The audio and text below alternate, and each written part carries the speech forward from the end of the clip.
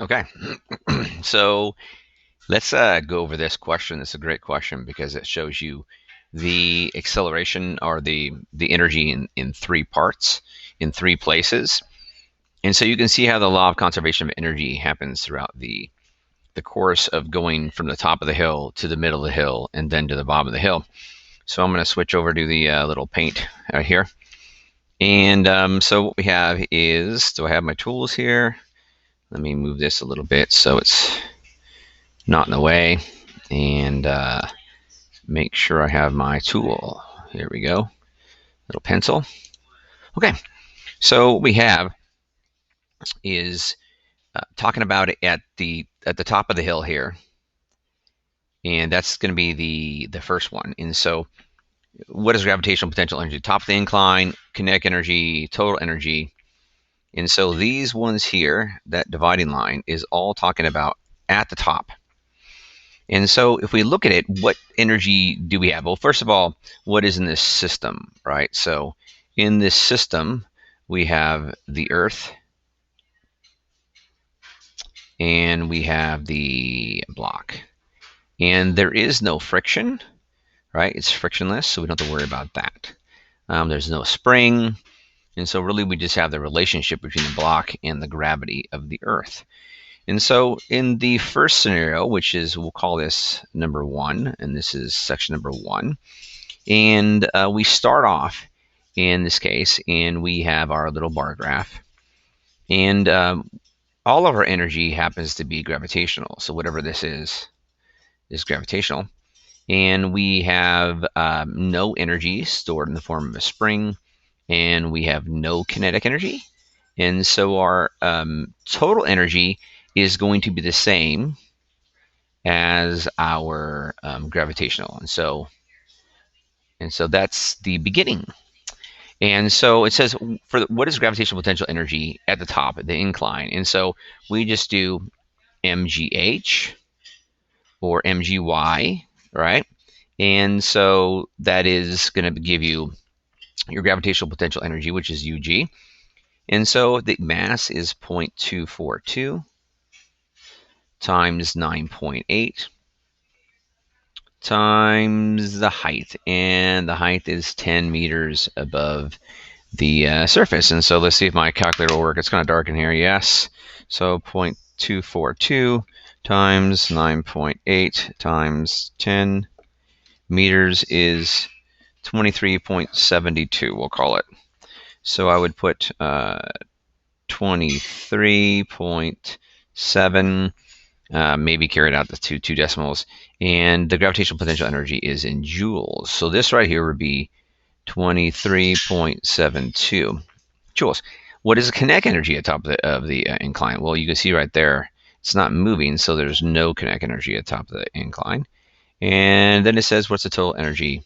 And of course, at this point, no energy is entered or released. And so the total is all of these added up. It'd be this plus that equals that. And so our total is 23.72. Don't have enough space, so I'm just going to write 23.7 joules. Part one done. Then it says, what is the gravitational potential energy at the bottom of the incline? I'm going to write this one in green. So we're going to skip all the way down to the bottom, and we're going to call this this area here. So once it's here, it's going to be zooming along, and we'll call this one position number 2. Okay, and so okay, gravitational potential energy along the bottom, and it goes to right there. And so we'll call this one number 2. Right, this is section 2. All right, so what is gravitational potential energy at the bottom of the incline? So now we're thinking about here, going back to this. So this was, now we're going to go to the bottom. So this is the bottom, and this is number 2. And if we do the same idea, let's take a look at the gravitational. And then let's look at the spring energy, and then let's look at the kinetic energy. And then finally, these added together will give us our total mechanical energy. And so at the bottom, it's got no height.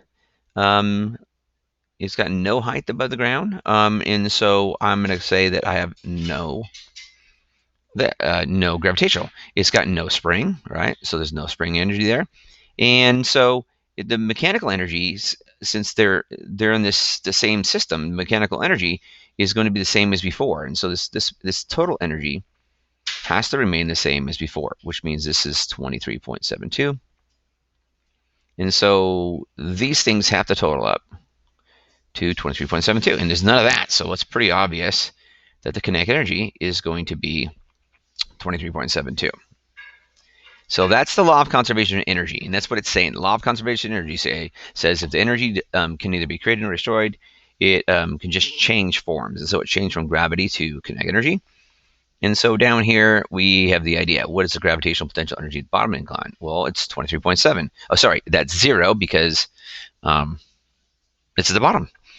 What's kinetic energy? And the kinetic energy, all of it, has now been converted to kinetic.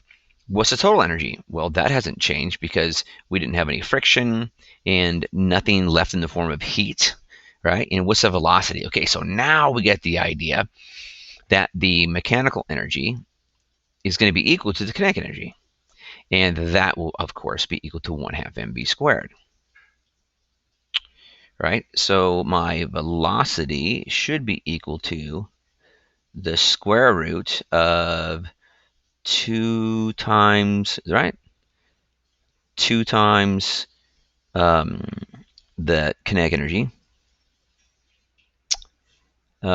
divided by, and am I doing this right? Divided by the mass, right?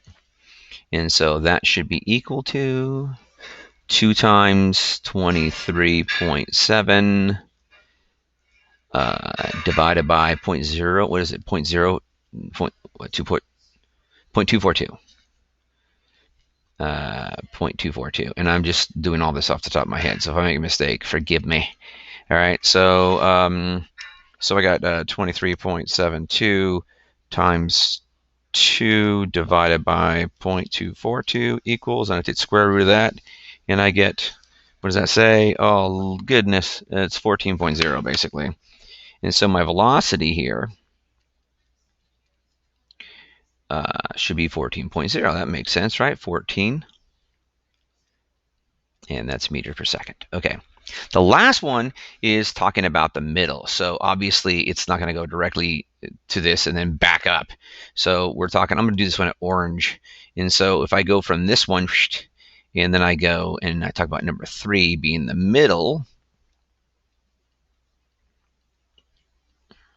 of the ramp, we have the same idea. Now this law of conservation of energy says that no matter where you are in that system, the mechanical energy or the total energy is going to remain the same. So this mechanical energy is going to be the same as before, which will be 23.72. And then, of course, but you always have this idea is how much gravitational is there, how much spring energy is there, and how much kinetic energy is there. Those added up are going to be equal to the total energy. Okay, so let's see what happened to it. Well, right here is number 3, and that means that I am going to definitely have some gravity left. So I have some amount of gravity. I don't know how much it is, but I do have some amount of gravity. Now I don't have a spring, so there's nothing there, and some of it has been converted into kinetic. How much? Well, we will figure that out as we go down the page. But that's the idea. Whatever this plus this is has to equal 23.72. And so as we get to the bottom, this one now is number 3. It says what is gravitational potential energy when it's 4 meters above the ground? That's actually an easy question because gravitational potential energy is always mgh. And so that is equal to 0.242 times 9.8 times the height, which I think they said 4 right there, 4 meters. And notice how this is positive, right? So that's how much energy you have. And you don't have an absence of energy. You can have work going out of a system, and that will be a negative. But we'll talk about that more later. This is how much energy is present. And so once again, I get 0.242 times 9.8 times 4 meters equals. And so my gravity has now dropped to 9.49. And so my gravity has dropped to 9.49. And so this is 9.49. That's a 4. And that is not newtons. I was going to put newtons. And that's joules, 9.49 joules. Okay. And so what is the total energy? Well, remember, if you look at it this way, if this is 9.49, and that's 23.72, right? We can kind of guess. I mean, well, you know, we can guess what this is, right? But the mechanical energy, the total energy, stays the same. Why? The law of conservation of energy says so. So the total energy, the mechanical energy, is going to still be 23.7, and that's people. That's the law of conservation of that is the law of conservation of energy. Energy cannot be added or subtracted, but it can change forms. It cannot be created or destroyed, but it can change forms. So this is the law of conservation of energy. That's what it actually is saying, is that your total amount has to remain the same. Exclamation point. And then what is kinetic energy? Well, the kinetic energy is going to be, in this case, is going to be equal to the, you have the idea is that you have the gravitational plus the kinetic energy is going to be equal to the total. And so the gravitational, we just said, was 9.49 plus 1/2 times my mass, which is, do I have to write that out? 0.242 times v squared equals 23.7 joules. Now you could write it like this. You could write mgh plus 1/2 mv squared equals me. That would be the way we would do that there. And anyways, it would turn out to be the same thing, right? And so let's see, 23.7 minus 9.49 equals, and I get 14.21. So does that make sense, first of all? Does that make sense that 14.21? Does that make sense that this would be 14.21? I hope you're seeing some basic math there. This plus this has to equal that, right? Okay, and then 14.21, and then I have my, of course, I have my 1/2 times. Well, I could multiply that out. So no, I'm not going to. I'm just gonna write it because I don't really feel like recopying it, and I'm just trying to hurry. So 0.242 v squared, and then I have v equals the square root of something. So what is it? Square root of, let's see, that's 14.21 times 2 divided by 0.242 equals, and if I did that right, that should be 117.44.